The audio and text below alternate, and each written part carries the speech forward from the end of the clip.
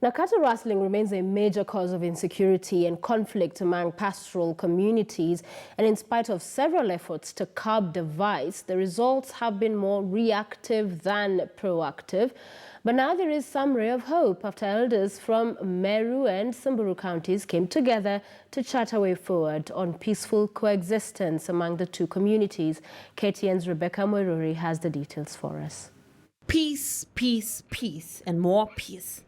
This was the main agenda in the two-day meeting in Isiolo that brought together elders from Meru and Samburu communities, where they resolved to spearhead the fight against ill practices like cattle rustling that continue to hold members of the two communities at loggerheads. This is an indication that we really want to eradicate a lot of ills that have been happening between the two tribes.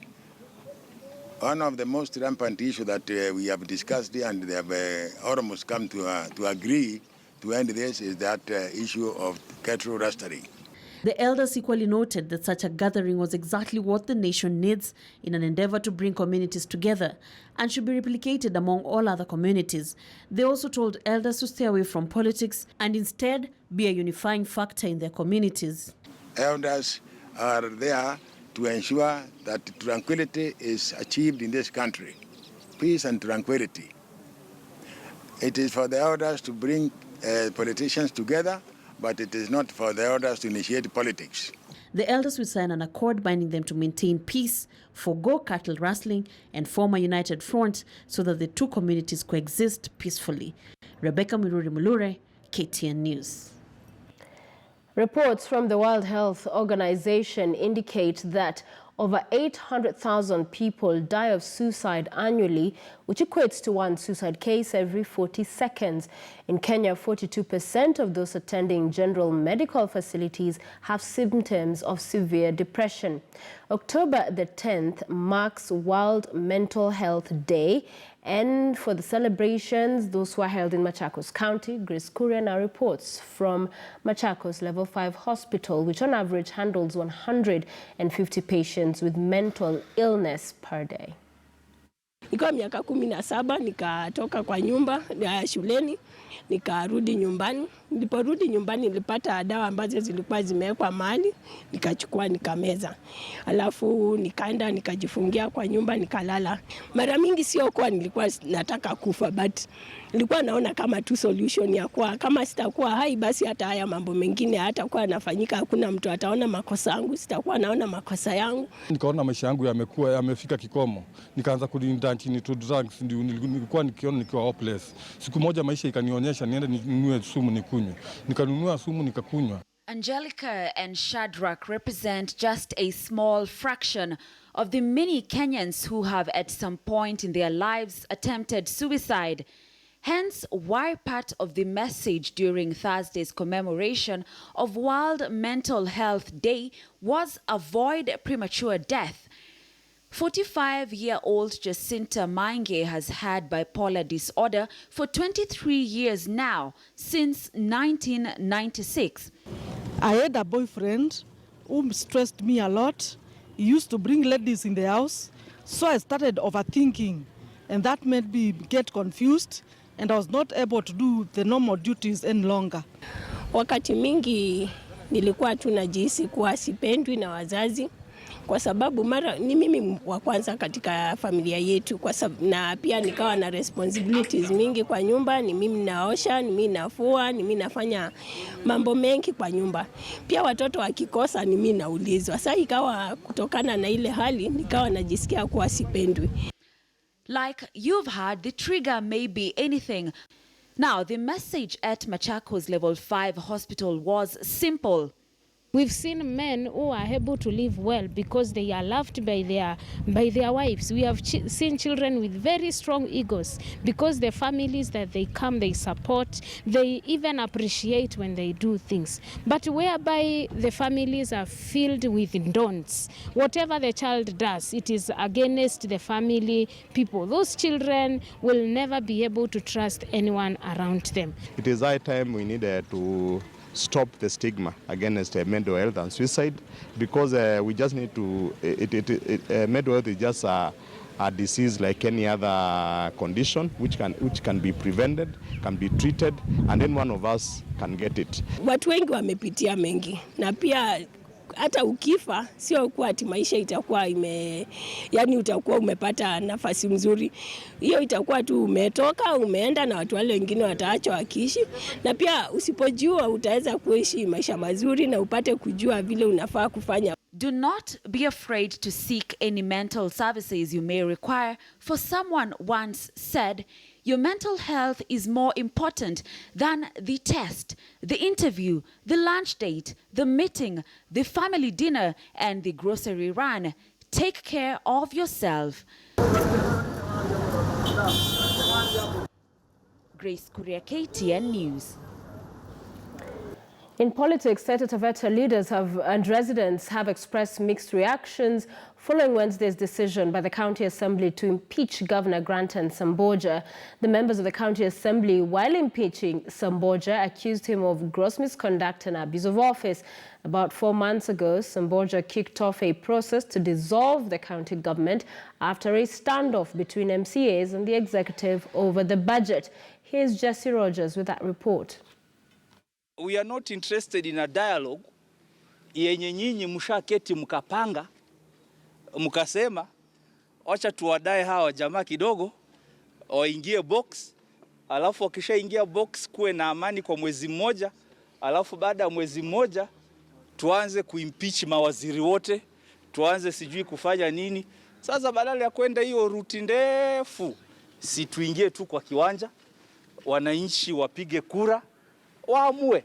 The 4-month standoff in Taita Taveta County between Governor Granton Samboja and members of the County Assembly culminated in Wednesday evening's vote when the MCAs convened in a special sitting and unanimously voted to impeach Governor Granton Samboja. It was the move to try and sort out the issues on behalf of the residents of Taita Taveta County. Earlier in the year, Governor Granton Samboja fell out with the MCAs after he failed to assent to the 5.6 billion shilling budget for the 2019-2020 financial year, when the MCAs had allocated 833 million Kenya shillings for their wards. He accused the County Assembly of lack of public participation in the budget-making process, taking a hard stance on the dissolution of the county government despite concerted efforts to bring the two warring sides to an agreement. 51,000 residents signed the petition to have the county government dissolved. There are so many difficulties, hardships, and loss of hope that has been continuously growing because of the stalemate that the county has found itself in for the last 3 or so months. Governor Samboja has come under criticism of late from the county leaders and residents alike, accusing the leader of shunning the mediation efforts to resolve the stalemate. Alikuwa na muda wa kutosha wa kurekebisha mambo haya, lakini aliamua vile aliamua na hatuna budi kufanya vile tumefanya siku ya leo. Na vile amesema county ivunjwe. Na ameshikilia hapo mazungumzo yote, si bishops anatukana, si deputy president anatukana, kila mtu wabunge. Sasa tumeshindwa tufanye nini zaidi? Tutafuta gavana mwingine kwa sababu toka ingie wananchi wanaweza kupata mateso katika Taveta hapa. Turudi kwa debe, tuchague gavana mwingine, manake kama yeye ameshindwa na kazi, mara nyingi yeye unasikia amerudi paka studio. Tunashangaa kwa nini. Focus now shifts to the Senate, where the Taita Taveta County Speaker is set to communicate the resolution to the Senate Speaker, Kenneth Lusaka. The governor will have a chance to defend himself against the accusations leveled against him by members of his county assembly. Jesse Rogers, KTN News. Meru County has launched a mountain race challenge, a first of its kind in the country. The race that will take place at the foothill of Mount Kenya on 8th February next year seeks to raise awareness on environmental conservation, promote tourism, as well as raise funds. The funds that will be raised from that race will go into building a cancer center in Meru. Here's George Maringa with that report. Located on the foothills of Mount Kenya, Meru takes pride in being home to 40% of the highest mountain in Kenya and the second largest in Africa, Mount Kenya. The mountain is home to numerous attraction sites such as the Mount Kenya National Park, the famous Rutundu Lodge, where Prince William proposed to his wife Kate Middleton, among others. However, this huge attraction is unexploited and many have called it the sleeping giant. Mount Kenya is actually known only for hiking. People just come here for hiking. And currently we're having about 30,000 visitors visiting Mount Kenya. But I'm confident with the introduction of these two products. This one is the second one after the 4x4. Which we introduced through demo route. It is for this reason that the county has embarked on an ambitious sporting activity known as the mountain race. There will be an elite 12-kilometer run through a route that has been vetted to ensure that it meets the international standards of 2,800 meters above sea level for a mountain run. One should not tell you that in Meru we can't run. We are there. And we have a very special place here that this new baby is being born. You don't have to worry how many kilometers. Try and see what we can do. And this will take us as a step as we challenge the heights to make Meru great. It is the first mountain marathon in Africa. Na hii marathon itakimbiwa tu na watu wa Meru, ni watu wa ulimwengu wote. And that's what we need to make the greater Meru great so that everybody can benefit. Under the theme Challenging the Heights, the race will be the first of its kind in Kenya and will hopefully attract runners from around the globe.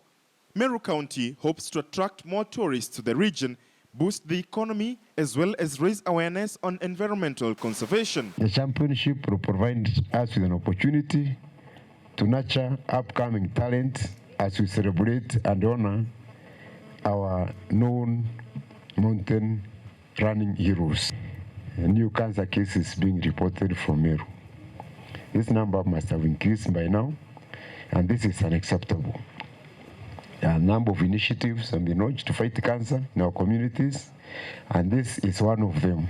Proceeds from the marathon will go into establishing a Meru Cancer Institute at Meru Level 5 Hospital to aid in research, awareness creation, support of cancer patients, and promoting preventive measures. I believe in cancer screening, but unfortunately, to be screened and be told you have cancer is not good news, isn't it? Suppose we can work on preventing what? Cancer. And I believe one of the objectives of the Cancer Center is to try and work on prevention of what? Cancer. Mountain racing is a combination of running, jogging, and walking, depending on how steep the trail is. It is recognized by the International Association of Athletics Federations, IAAF, and is governed by the World Mountain Running Association that has been organizing world championships since 1985. This is an international championship like our marathon. We intend to do this event once every year. So in a month or two, tutaendelea.